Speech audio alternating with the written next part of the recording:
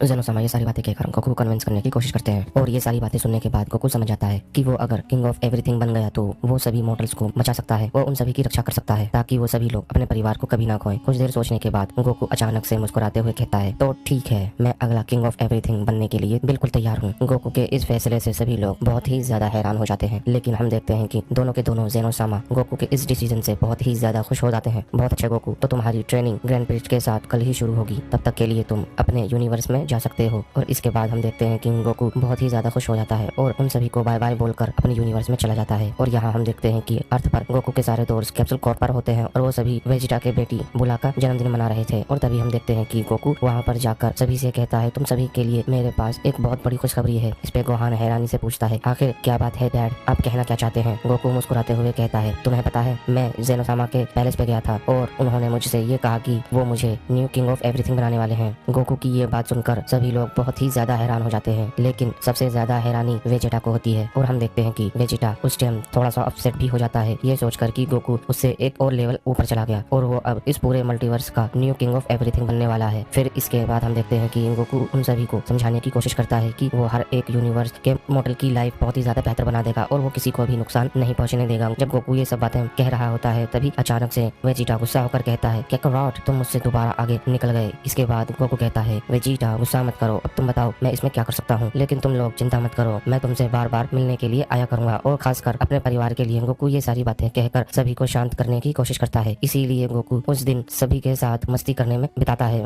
और सभी के साथ मजे करने के बाद हम देखते हैं कि गोकू जाकर सो जाता है क्योंकि अगले दिन उसे बहुत ही इंपॉर्टेंट ट्रेनिंग करनी थी। और अगले दिन हम देखते हैं कि गोकू ये सोचता है कि वो एक अच्छा किंग ऑफ एवरीथिंग बनने की पूरी कोशिश करेगा और फाइनली वो दिन आ जाता है जिस दिन गोकू ग्रैंड प्रिस्ट के साथ ट्रेनिंग करेगा। गोकू अपने कपड़े बदलकर ग्रैंड प्रिस्ट वाले कपड़े पहन लेता है और उनकी ट्रेनिंग शुरू हो जाती है। गोकू अपने बेस स्टेट में ग्रैंड प्रिस्ट की तरफ फुल स्पीड में जाता है और उन पर अटैक करने की कोशिश करता है, लेकिन ग्रैंड प्रिस्ट गोकू के अटैक को बहुत ही आराम से डॉज कर लेते हैं। लेकिन गोकू बिना रुके उन पर लगातार हमला किए जा रहा था और तभी हम देखते हैं कि ग्रैंड प्रिस्ट गोकू पर हमला करते हैं जिससे गोकू थोड़ा दूर जाकर गिरता है। और तभी हम देखते हैं कि गोकू वापस आकर एक स्माइल के साथ कहता है, मैंने जैसा सोचा था ग्रैंड प्रिस्ट, आप तो उससे कहीं ज्यादा ताकतवर हैं। गोकू की ये बात सुनकर ग्रैंड प्रिस्ट गोकू से पूछता है, गोकू तुम आखिर ट्रांसफॉर्म क्यों नहीं हो रहे हो? और उसके बाद गोकू कहता है, मैं अपने बेस स्टेट पर ही अपनी पावर को इंक्रीज करना चाहता हूँ ग्रैंड प्रिस्ट। इसके बाद ग्रैंड प्रिस्ट मुस्कुराकर कहते हैं, तो ठीक है, तुम्हारी ट्रेनिंग को फिर से जारी रखते हैं। तभी हम देखते हैं कि गोकू और ग्रैंड प्रिस्ट की ट्रेनिंग चालू हो जाती है। गोकू उन पर हमला करना शुरू कर देता है और गोकू ग्रैंड प्रिस्ट पर हमला करते करते अचानक से ब्लू ट्रांसफॉर्मेशन में ट्रांसफॉर्म हो जाता है और उन पर अटैक करने लगता है। और ये सब करने के दौरान गोकू यह महसूस करता है कि उसके अटैक में पहले के मुकाबले कई ज्यादा स्पीड होती है और कुछ देर ब्लू फॉर्म में फाइट करने के बाद गोकू ब्लू फॉर्म के साथ कायोकेन का इस्तेमाल करने लगता है। और हम देखते हैं कि गोकू जैसे जैसे फाइट करता है और हम देखते हैं कि जितना ज्यादा टाइम गुजरने लगता है उसी से गोकू की ताकत और भी ज्यादा बढ़ती जा रही थी और उन दोनों को लड़ते हुए लगभग 30 मिनट से भी ज्यादा टाइम हो चुका था। और उसके बाद ग्रैंड प्रिस्ट कहते हैं कि चलो गोकू अब थोड़ा आराम कर लेते हैं। और उसके बाद हम देखते हैं कि थोड़ी देर रेस्ट करने के बाद वो दोनों फिर से अपनी ट्रेनिंग को शुरू कर देते हैं। गोकू कई सारी नई टेक्निक्स को सीख लेता है और अब हम देखते हैं कि गोकू पलक झपकते ही अलग अलग यूनिवर्स में जा सकता था। और तभी हम देखते हैं कि गोकू कहता है,